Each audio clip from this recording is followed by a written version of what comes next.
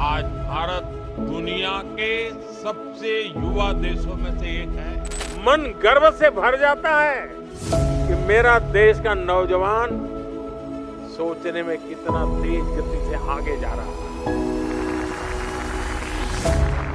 जहां के प्रधानमंत्री हर मंच से युवा शक्ति की बात करते हैं, उसी देश की राजधानी के जंतर मंतर पर जब रात के अंधेरे में खाकी वर्दीधारी मासूम छात्र छात्राओं पर बल प्रयोग करते हैं तो लोकतंत्र की स्थिति पर गंभीर सवाल खड़े होते हैं। जरा सोचिए, जिन हाथों में किताबें होनी चाहिए, जिन बेटियों को बेटी बचाओ बेटी पढ़ाओ का संदेश देकर आगे बढ़ाया गया, आज वही बेटियां सड़कों पर हैं और उन्हें प्रशासनिक पुलिस बल द्वारा खदेड़ा जा रहा है। और यह सब देश की चुनी हुई सत्ताधारी सरकार की छत्र छाया में हो रहा है। जब इस पूरे मामले पर सवाल पूछे जाते हैं तो अक्सर जवाब मिलता है, यह तो विपक्ष का उकसावा है, यह राजनीतिक षड्यंत्र है या इसमें उपद्रवी तत्व शामिल है। लेकिन क्या अपनी मेहनत का हक मांगना, पेपर लीक के खिलाफ आवाज उठाना और अपने बेहतर भविष्य की मांग करना गलत है? सड़क पे ले जाके लोगों को भ्रमित करते हैं, देश के लोगों को बरगला कर उनको भ्रमित करके उनको परेशानी में डालते हैं। आज विंध्य पर हम बिना किसी पक्षपात के इस पूरी व्यवस्था, पुलिसिया कार्रवाई और देश के युवाओं से जुड़े इस मुद्दे की पूरी हकीकत आपके सामने रखने जा रहे हैं। जंतर मंतर की उस रात को याद कीजिए जब हमारे देश के प्रतियोगी छात्र अपनी मांगों को लेकर शांतिपूर्वक प्रदर्शन कर रहे थे, लेकिन प्रशासन के कड़े रुख के कारण जो स्थिति बनी उसने हर संवेदनशील नागरिक को झकझोर कर रख दिया। आरोप है कि कार्रवाई के दौरान छात्राओं तक के साथ बदसलूकी की गई और उन पर बल प्रयोग हुआ। उन माता पिता के दिल पर क्या गुजरी होगी जिन्होंने अपनी गाढ़ी कमाई और खेत गिरवी रखकर अपने बच्चों को दिल्ली पढ़ने भेजा था।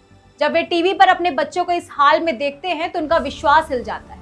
एक माँ बेबस होकर सवाल पूछ रही है, क्या हमने इसी दिन के लिए सरकार चुनी थी कि हमारे बच्चों पर लाठियां चलाई जाए? क्या यही है सरकार का सबका साथ और सबका विकास, या फिर यह नीतियों की विफलता और युवाओं पर बढ़ता प्रशासनिक दबाव है? जब भी देश का युवा सड़कों पर उतरता है तो सत्ता के गलियारों से अक्सर एक ही बात सामने आती है, राजनीतिक साजिश। सरकार और समर्थकों का दावा होता है कि इस आंदोलन के पीछे विपक्षी पार्टियों का हाथ है और छात्रों को मोहरा बनाया जा रहा है। लेकिन यहाँ प्रशासन और नीति निर्माताओं से हमारा सीधा सवाल है, अगर पेपर लीक नहीं हुआ, अगर सिस्टम में धांधली नहीं हुई, तो छात्र सड़कों पर क्यों?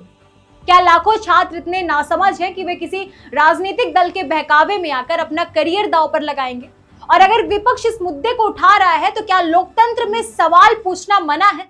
ये मुद्दा कांग्रेस, समाजवादी पार्टी, बीजेपी का नहीं है। ये मुद्दा युवाओं और छात्र नौजवानों का है।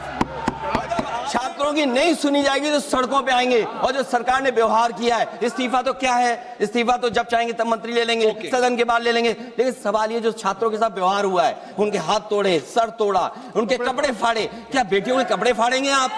हम और राहुल जी थे। अध्यक्ष महोदय, हम मजबूरी में गए हैं प्रधानमंत्री के आवास पर। अगर आप सुन लेते हैं यहाँ पर तो हम नहीं जाते। क्या प्रधानमंत्री स्टेटमेंट नहीं दे सकते हैं? युवाओं के लिए आप बाहर बोल सकते हैं, सदन में क्यों नहीं बोल सकते हैं आप? सच तो यह है कि प्रशासनिक नाकामियों को छिपाने के लिए छात्रों के आंदोलन पर राजनीतिक ठप्पा लगा देना सबसे आसान रास्ता बन चुका है। इस पूरे मामले पर सबसे चिंताजनक पहलू तब आता है जब इसमें राजनीतिक अंधभक्ति को शामिल कर दिया जाता है। जैसे ही किसी छात्र आंदोलन को भाजपा बनाम कांग्रेस या सत्ता बनाम विपक्ष का रूप दिया जाता है, पूरा देश दो गुटों में बढ़ जाता है। एक गुट जो बिना किए सवाल सरकार की हर कार्रवाई का बचाव करने लगता है, और दूसरा गुट जो केवल विरोध की राजनीति करता है। लेकिन इस राजनीतिक खींचतान में सबसे बड़ा नुकसान किसका हो रहा है? उसी छात्र का, जिस छात्र का पेपर लीक हुआ, जिसकी उम्र निकल रही और जिसका भविष्य अधर में है।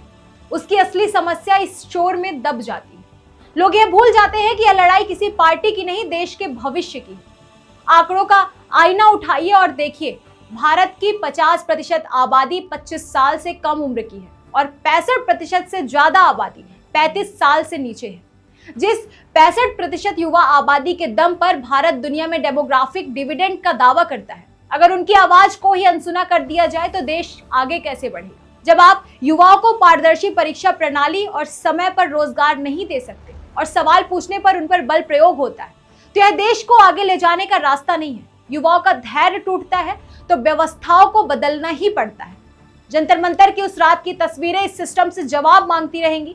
सरकार आएंगी और जाएंगी, चुनाव जीते और हारे जाएंगे, लेकिन अगर आज हमने अपने देश के छात्रों के हक के लिए आवाज नहीं उठाई तो आने वाली पीढ़ी हमसे सवाल जरूर करेगी। विंध्यफर्स्ट आपके हर महत्वपूर्ण मुद्दे के निष्पक्ष आवाज है। इस मामले पर आपकी क्या राय है, हमें कमेंट करके जरूर बताएं।